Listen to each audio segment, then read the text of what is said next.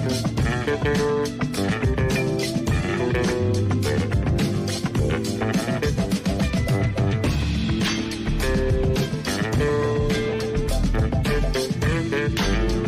everybody. Assalamu alaikum wa rahmatullahi wa barakatuh. It's your brother. Come on. Everybody. Having a good time. Having a good Wednesday, if you will. I just want to give a shout out to the Granada School out in San Francisco for warm greeting, warm fundraiser. Sheikh Allah Bakri. Man, they raised over, I want to say they raised close to $200,000, if not. Big ups for, of course, Muslim education. Also want to make a special note. If you've gotten a link or some kind of link to a crowdfunding, launch group, whatever it is, for the Sister Clara Muhammad documentary, please, please, please don't hesitate. That project is in its final stretch. We need to support it, get it edited, get it color corrected, and get it out. That's probably one of the most profound stories that you're going to see for the next year or two, just talking about what this woman meant to the Muslim community, not the African-American Muslim community by itself, but the overall Muslim community. You're talking about a pioneer of the first Islamic school here in the United States. And I want to say the presence and the gravitas of why it's so important is because these are people who are literally doing for self. Okay. So let me get to our point, and I feel like I got to get down today. So I got my John Thompson towel on my shoulder. Shout out, Big Coach, Big John. I recently gave a khutbah last Friday. The name of the khutbah was "Don't Compare. Allah Has No Comparisons." In that khutbah, I talked about the dangers of comparison, how that's being used to manipulate good people, bad people, to change the narrative on so many things. And I thought it was extremely important that we, brothers and sisters, begin to talk about it. We have an election cycle that's coming up, the 2024 elections. We have the general elections, the primaries, and of course, we're going to be electing or re-electing a president. I need everyone to understand what the dangers are going into 2024. One of the things that we're not talking about, I was just on with Sister Sasana. One of the things that we are not talking about is the infrastructural challenges that are happening within the Muslim community. Today's topic is the coming war with Black and immigrant Muslims. It sounds dire. It sounds very, oh my gosh. You know why? Because it is. We have not talked about all the things that are going. We lend ourselves to emotion a lot of times. I understand that. But they give you emotion. They give you everything on social media. They give you Gaza. They give you constant bombing. They keep you afraid to the point where, you know, it's analysis by paralysis. You can't really move and start asking the questions that are really out there, the things that are really out there and beginning to affect us as we move forward. I saw something recently. You probably saw it. It was, I think, CARE, Illinois talked about it. There was a girl that was assaulted at a high school, I believe, middle school or high school. I think it was a high school. And a boy grabbed her, rushed her and threw her down. He didn't punch her or anything, but, he just threw her down very violently. And, everybody was like, oh, stuff, we got to get out. And this is terrible. And I want you to understand, if you can get your hands on this video, that there was something very subtle about what happened. This boy, I couldn't tell he was white, maybe Mexican, I don't know. He attacked the young Muslim sister in her hijab. I think she had a hijab on because her face was blurred out. I think she had a hijab on. But the thing that I wanted you to recognize is while this boy is standing there, I guess haranguing her, giving her a hard time, he gets pushed into the young girl and pushed into it, and then he does his physical assault. The thing that I recognize with this video is that he gets pushed by a Black girl. He gets pushed by a Black girl who not only pushes him, but takes out her camera to take a picture and videotape the whole thing. I just film it on their camera. Okay. I say, preacher, what's that happening? Why is that happening? Because here in the United States, in a much deeper context, there's a battle going on right now. There's a battle going on between Black Christians and Black Muslims, and it's happening right now. There is a fight for the conscience of the black church here right now. And it's right underneath your noses. And we're not even sniffing what's being cooked up, what's being brewed. The last bastion of independent thought, entrepreneurial thought, revolutionary thought has come to a precipice because we now find ourselves at a crossroad. That crossroads is the fact that we find ourselves between two old white men. And it was not even two old white men. My grandmother said, you find ourselves not between two old white men, it's two white lies that we have to sit here and manipulate for an election season. We have to figure this thing out all the way to November. And you have so many things that are going on. Let me tell you something. The Muslim community has very loudly said, we're not going to support Joe Biden. We're not going to. But here's the fact. You're not going to support Donald Trump either. Okay? It's like people say we want a ceasefire, but let's be honest. True revolutionaries wouldn't be talking about we want a ceasefire. True revolutionaries would be over there fighting for freedom. That's not happening. These ideas of lobby fights and ideological fights and rallies and things like that are okay because they're safe. People are not putting their lives on the line like they did in the 50s and the 60s and the 70s. They're not doing that. There's no Muslim version of the Black Panthers that are willing to stand out there and say, this is what we believe in arm us. We're not talking about that. We're talking about a large-scale conceptual understanding of right and wrong. And if you don't believe I'm right, you believe I'm wrong, then we can all stand in our little spaces and be safe. But the time is not to be safe anymore. This is an ongoing onslaught against Black, Muslim, and brown and minority intelligentsia, whereby we are being pushed against one another. And the one thing I'm going to talk about today is the coming war with Black and immigrant Muslims. I'm Preacher Moss here on the ShOUT Show. We'll be right back. Don't you move.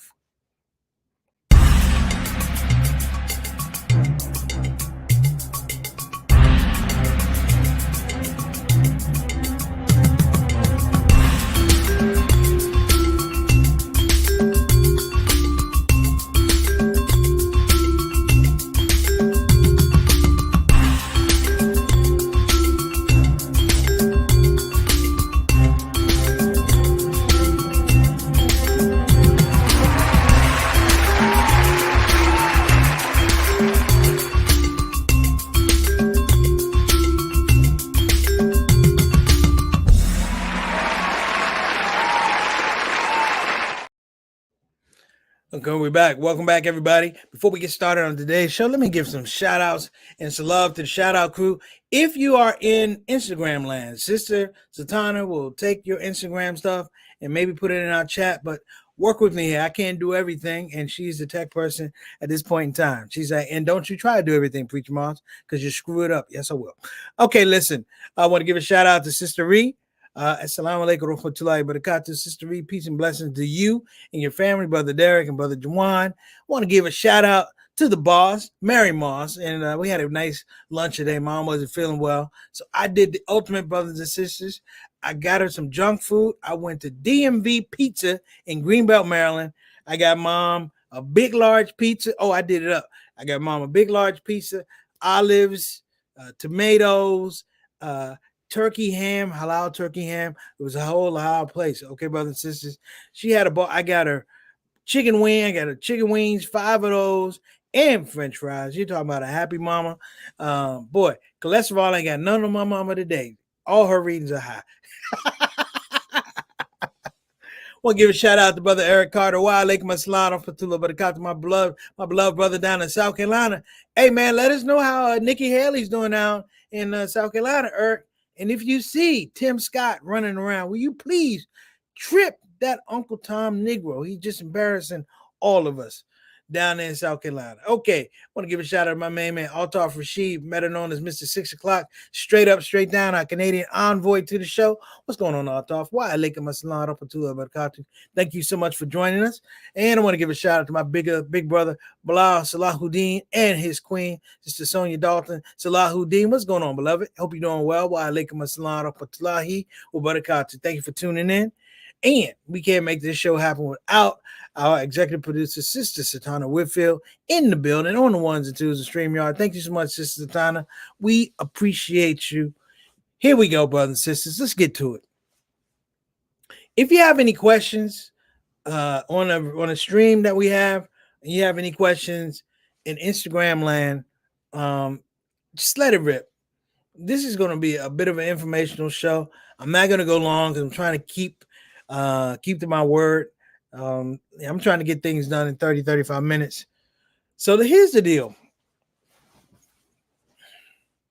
There's two things that I saw in the last 3 weeks that caught my attention, that really spurred my attention. One was, and for what it was a video on, I think, TikTok, and they talked about a meeting that was held with a former higher up Israeli person, and it was supposed to be a closed door meeting. They talked about what is the biggest threat to Israel, and this person said that the biggest threat to Israel is Black folks, African Americans.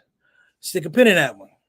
Now, moving forward, the other thing that I saw, which was very empowering, I actually sent it out to some people.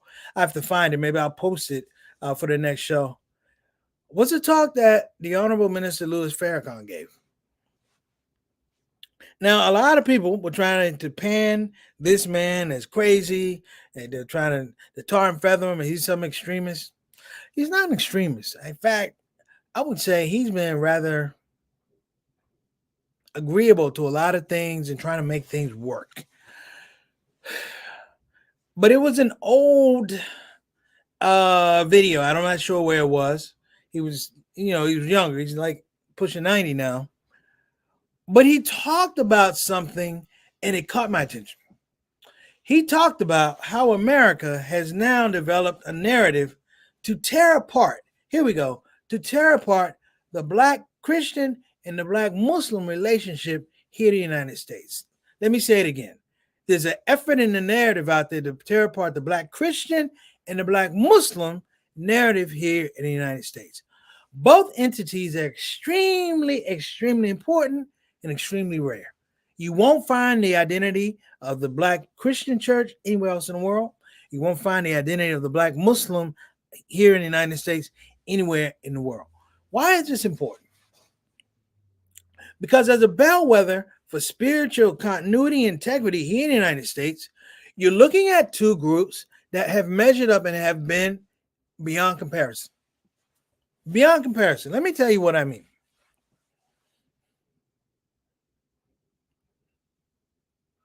You do not hear of Black Muslims and Black Christians shedding bloodshed. We are not out to oppress one another. And the bedrock that ties both of us is, whether you call God Allah, whether you call God God, God is God. There is a rare intuition that's tied into the fact that something has not put us through all these hard times, but pulled us out of these hard times, whereby we have something that no one else here in the United States has. We have an existence that has been anchored with the fact that we lead with excellence. Can you talk about spiritual excellence here in the United States? Can you look at the people in the Senate and the Congress and say that these people are led by God? Can you look at the President Trump?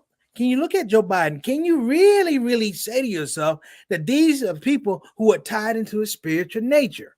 These are people who are in search of, if you will, a spiritual excellence that exudes and leads and inspires the people around them. The answer is no. Now, turn the page on that. What a religion do? What other religion is doing that? In the midst of everything you see with Gaza and Yemen and all these countries that are under attack, you don't see people standing up and getting a particular type of notoriety and cachet for standing up.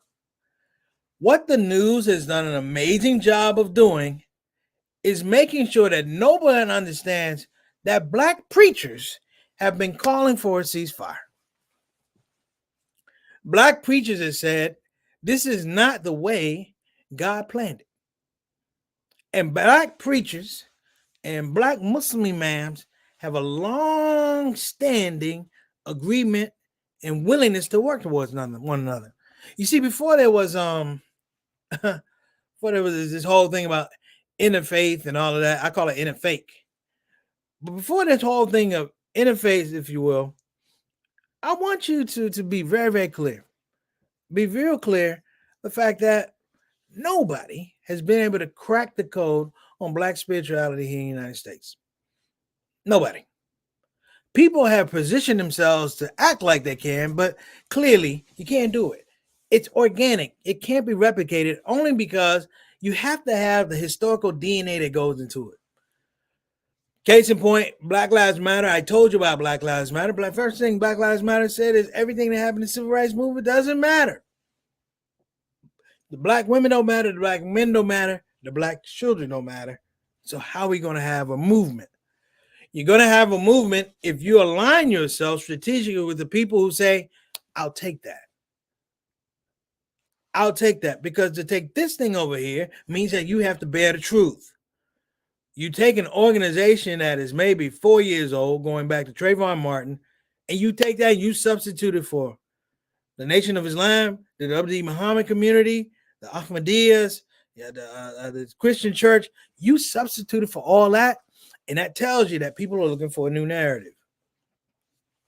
My main man Yusuf, wa alaikum assalam wa rahmatullahi wa barakatuh, beloved. Scotty Bites in the house, my main man. I hope you're doing well. Give me a call, man. Let me know you're doing all right. So let me give you this Preacher Moss dissertation, if you will, about the coming war with black and immigrant Muslims. Here we go. I guess I should put a Bismillah on this one. Bismillah. For the last 19 years plus, there's been a conversation about what Islam should look like here in the United States. What Islam should look like here in the United States. This is not a conversation between Muslims.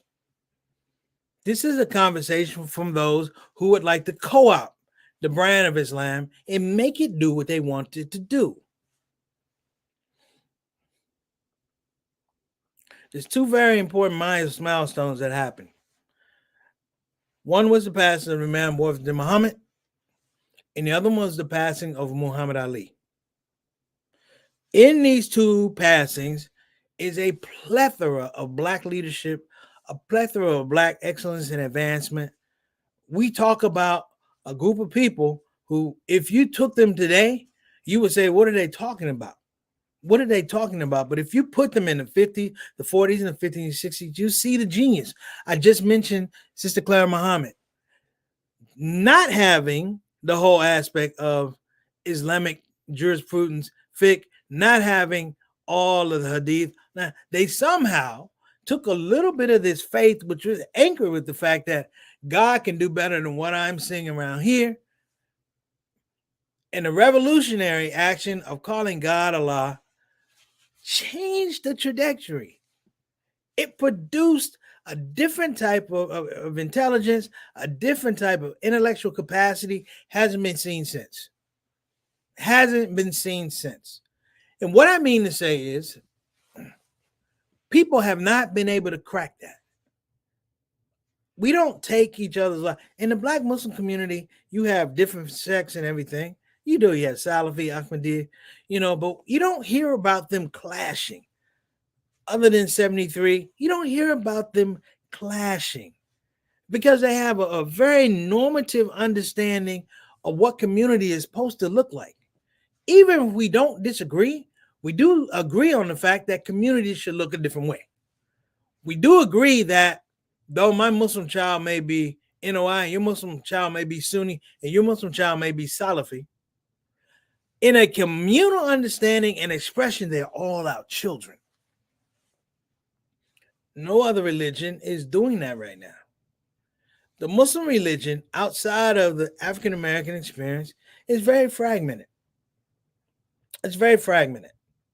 The trauma and dysfunction of some of these countries who send their people to our shores, they come with a different type of religion. They give it culture and tell you that's religion, some folks. Now, there's some folks who come here and they get it. They look at African Americans and say, well, how are you surviving? And they say Islam, they say Alhamdulillah. How are you staying out of jail? Islam, Alhamdulillah. Off the liquor, off the dope, Islam, Alhamdulillah. How are you doing all of this with no money? Alhamdulillah. But the thing that's happened now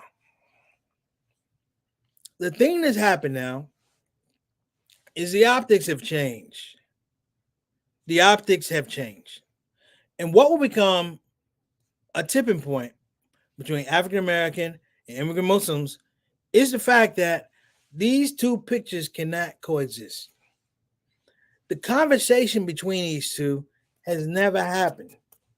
It needs to happen organically. We need to strategically get to I want to say critical mass and start talking about the American problem in the Muslim community, and not have it tied to Pakistan, not have it tied to India, not have it be a conversation about Modi, not have it be a conversation about Netanyahu.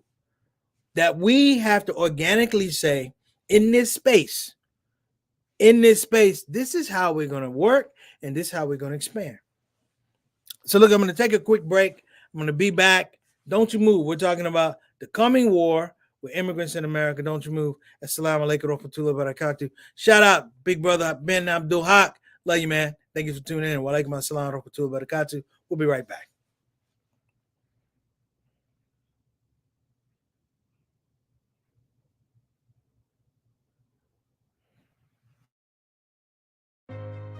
Tarife Atar. The scent of enlightenment.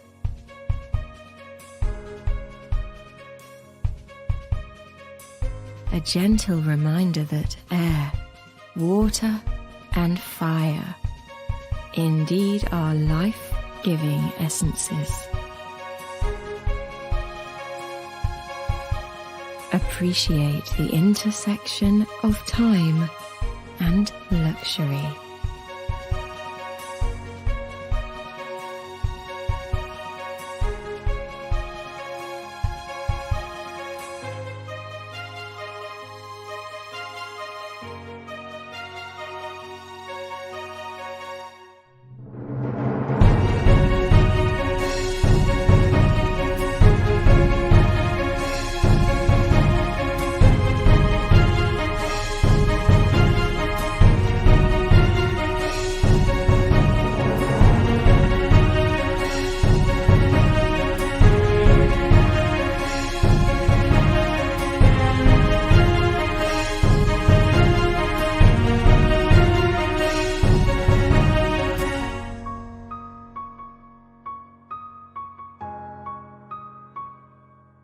Magnify your essence. Tarife Atar.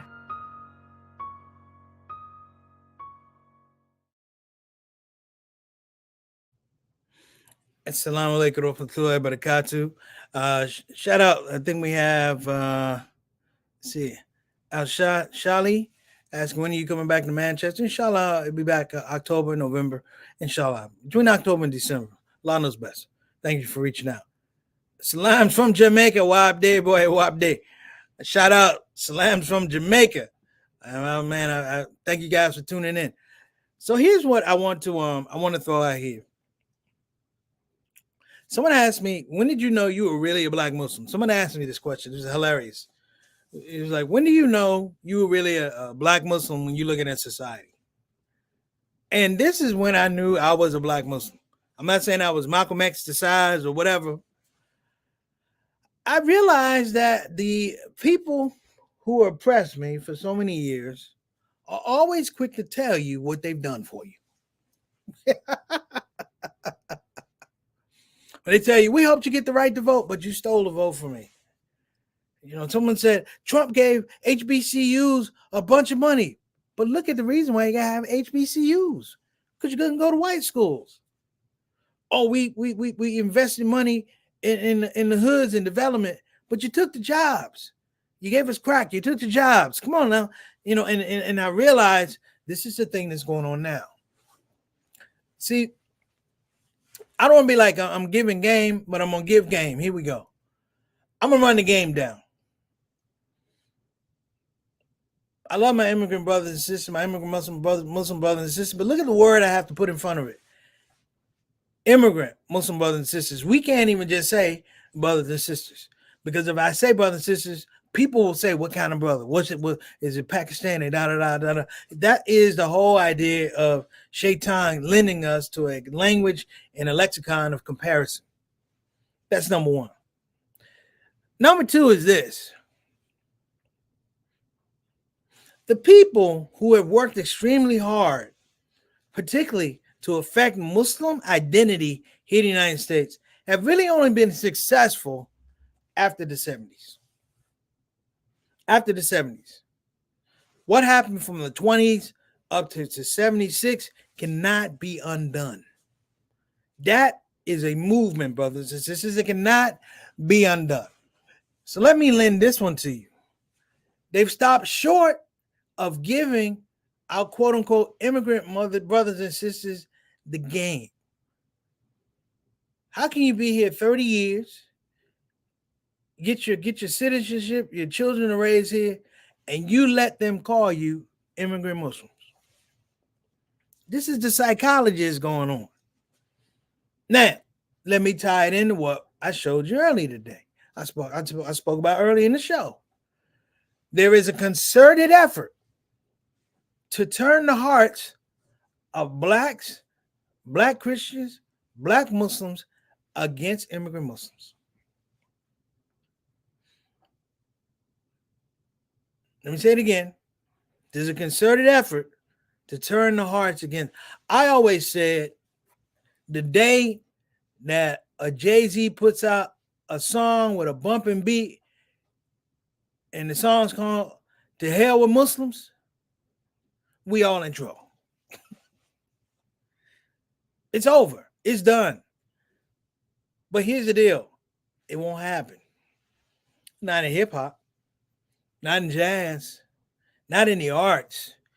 Because a great deal of emphasis and information and love and caring has caressed these artists. And they wouldn't dare talk about Islam. They wouldn't dare talk about the legacy of Muhammad Ali. They wouldn't dare talk about the Honorable Elijah Muhammad. They wouldn't dare talk about the Honorable Minister Louis Farrakhan. They wouldn't dare talk about these people because they're iconic and they're a part of the thread of success in the African-American community. Is it a wonder, years after Muhammad Ali passed, years after Malcolm passed as a martyr, years after Martin passed, Medgar passed, years after Vernon Johns passed, brothers and sisters, is it a wonder that nobody can figure out the code, if you will, to break down black spirituality, to somehow put it in our hearts to be mean to other people? Shout out and kudos to black folk. Because I'm going to tell you something right now. If you turn on the TV right now, you see people who identify as a certain religion finding joy and exuberance and privilege being nasty and mean and destructive and murderous to another group of people. Think about that. Here we are in the United States. We're never going to get to that. I pray, inshallah, we never get to that. But when you turn on the TV, this is the normalization of it. And the problem is, as we are in our insulated community with black, Indian, and Pakistan, and Bangladesh, and Arab, and Turkish Muslims, you're not going to pay attention to the history. You're going to pay attention to the hype. You know, in the community, we always talk about the disparity and how treatment for light-skinned black folk and dark-skinned black folk. Well, it's the same thing in the Muslim community. It's going to be people developing comparisons between African-American Muslims and immigrant Muslims. And there's a high probability that they could be successful. You know why? Because we don't have any man of war today, Muhammad, anymore. We don't have a Muhammad Ali anymore. The children are growing up devoid of history of this greatness. They're growing up devoid of the narrative of the great teachers who came over and taught the Imam Wafd Muhammad and sat and spoke with Minister Farrakhan and Honorable Elijah Muhammad and gave them this platform. Well, I want to say platform, but gave them this information, make sure that this platform that had been developed and organic will be long-standing for quite a number of years. You see, in the history books, you won't find the Nation of Islam. In the history books, you won't find a Sister Clara Muhammad. You won't find any mention of Black Muslims in history books now going back the last 20 years. In history, in American politics and American history, you won't find them. You will find talk about religions, the Calvinists and the Lutherans and the Catholics and all that. You'll find it, but you won't find that conversation about us. And now with social media, it's even more diversified problem because people can pick and choose what they put out. You know, we have what's called social influencers. Influencers. It means that they have a population of people that will tune into their channels or get on their Instagram. And the whole idea of likes is problematic, but I'm like, it is what it is. I understand. It's a popularity contest. Do you know in a popularity contest, people are paid to say things that are popular, and then people are paid to not say things that are popular. In the interstitial, reality gets lost. The truth gets moved out. And may Allah preserve our pioneers, our OGs, because those are the people who know the stories. There's a generation of Muslims that are coming that won't know about African American contributions, African American bedrock. They won't know about it. And therein lies the rub. Now you're going to have competition because when people see themselves as equal. They want to see themselves as better. When people see themselves as equal, they want to see themselves as better. Here in the United States, African Americans, nobody sees that. Nobody wants to be equal to African Americans. They look down. They punch down. African Americans like, you can punch down all you want to. We over here. We're everywhere you want to be. African American Islam is everywhere you want to be. And if we're going to be honest, I'm going to be really, really honest. Heading into this election, this process has already started. Now, this is a note I'm going to give, and maybe I'll follow it up, but I was recently invited to the White House. I was invited for Black History Month. Obviously, Joe Biden does not watch this show because I give Joe Biden the blues. I've had a problem with Joe Biden since Anita Hill, when he hung Anita Hill out at the Clarence Thomas Supreme Court hearings. Yeah, he never said hello. I've watched Joe Biden claim that he's done more for Israel than anybody. Anybody. You watch that stuff. When Joe Biden got elected, he came to the Black folk. I'm going to do this for you. I remember he's in church. He said, you better vote for me. Donald Trump will put you in chains, boy. And every Black folk like, did he just say that? That's what he said. That if we didn't vote for him, we're going to wind up in cotton fields. Good God Almighty. Pick cotton all day and then get into a Mercedes-Benz and drive home. I guess that's what we're going to do. But here's the language, people. Here's the language. The language is, you don't matter until they think you matter. You don't matter until they think you matter. People said, preach, why are you going to go to the Black History thing? If I wasn't Muslim, I wouldn't go to the Black History thing. You know why? Because I have a memory. I remember when the man said, Black folk help put him over the finish line. You ain't heard from him since. I'm not going to be like Tim Scott, running around look like a South Carolina porch monkey for Donald Trump. Running around, I love him. I love me some Donald. Donald is he like my daddy. Negro, you couldn't even win in the primary because you ain't have a wife or a girlfriend. They about to put you out as Rudy Tooty Fresh and Fruity. That's what you're gonna run on. Tim Rudy Tooty Fresh and Fruity Scott, and now you running behind this man like he's your daddy. Well, there's a lot of that going on. The second reason I'm not going to go to this thing is I ain't the guy to get played. And I'm going to tell y'all right now, right here now, it's going to be a lot of playing on this Muslim community in the next several months. And you're going to hear stories about disenfranchised voters and we mad and da-da-da. That's all smoke and mirrors. Right now, there are people who are jockeying to be the voice of the Muslim community. I know it. I've seen it. The problem is they're not connected to the Muslim community. The problem is they don't put in that kind of time. The problem is you're not going to produce the leaders like Mr. Farrakhan, Honorable Elijah Muhammad, Imam Muhammad Muhammad. You're not going to produce leaders like that. And this election is basically a mandate in terms of who's a lesser man. To be truthful with you, I don't say this election between two white men, it's an election between two white lies. And let me be very, very clear, brothers and sisters. This has been going on for the last 19 years. The last 19 years. I know we want to say Obama was in those years. Yes, Obama was in those years. But Obama sent people to kill Gaddafi. They killed Muslims. And while we want to say, oh, no, it's the same game. Skin might change, but it's the same game. And as we move forward right now, as I told you before, the most dangerous thing to Zionists, to this Israeli state, is the reminder that we are people who live in an occupied situation.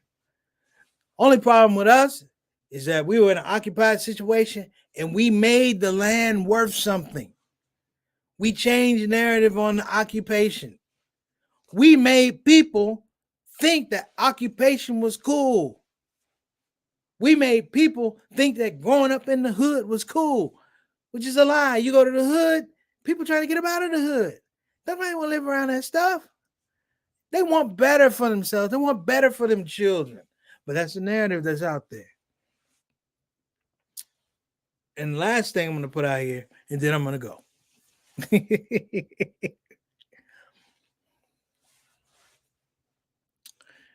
Black people, Black Muslims, immigrant Muslims, I need you to hear this. That we can win without Joe Biden, and we could win without Donald Trump.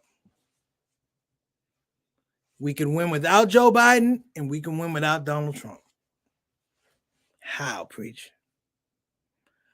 When you possess a resource that no one else has figured out how to compromise or steal or rob or whatever, adapt. When you have that, you have to value it. You got to dust it off and shine it, and you have to reintroduce it to your folks. If I'm a diamond, I need to tell Satana, you a diamond. If I'm a diamond, I need to tell Sister Reed, you're a diamond. JT, you're a diamond. Ben, you're a diamond. Yusuf, you're a diamond. And then we become a group of people who are diamonds. To the point where people are not diamonds. Can I be a diamond? Hell no. This is a diamond conversation. And uplifting yourself and creating that I don't want to say eliteness. I don't want to say elite spirit. No. Unique spirit is not elite. Unique.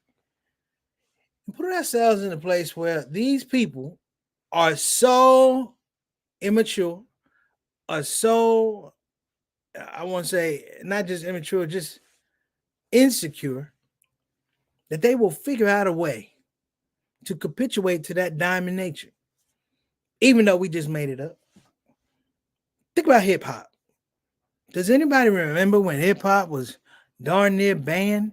They were taking records and running over with steamrollers, and they put the parental advisory. I remember that. And now when we talk about the greatest rappers of all time, One of them is a white guy named Eminem. No, not going Eminem. I'm just saying. If you understand that people are sitting around watching us, figuring out how to take something from us, try to steal something from us, try to legislate something from us, it's because there's something in us that is valuable. In the conversation between Black Muslims and immigrant Muslims needs to be a community conversation in private, no telephones, a hidden location where we start talking about what is it that's valuable? What is it that's a winning conversation for us? What is it that is a diamond conversation for us? Because the people around us, they ain't diamonds. They can only react to us because we're shining. That's the show today, brothers and sisters. Make sure you support. Please support the Sister Claire Muhammad Project. That's a beautiful documentary. I'm looking forward to seeing it.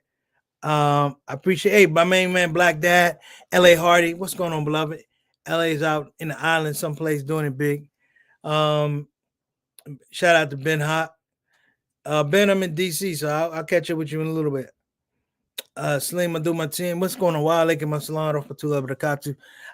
What's going on, big brother? Yeah, I'm pushing these buttons. Author, can we get a bar from Senator? I'm gonna fire up Senator Smile again soon, brother Altaf. I'm gonna bring it back. Okay, Hungry Boy, what's going on, man? Well, like my salon up to Barakatu. I thought it was Island Boy. I thought that was Imam Tyree, whose Kansas City Chiefs beat my Baltimore Ravens last weekend. I thought I was gonna have to issue a public apology. So listen, before he gets on, let me get out of here. You guys have been amazing.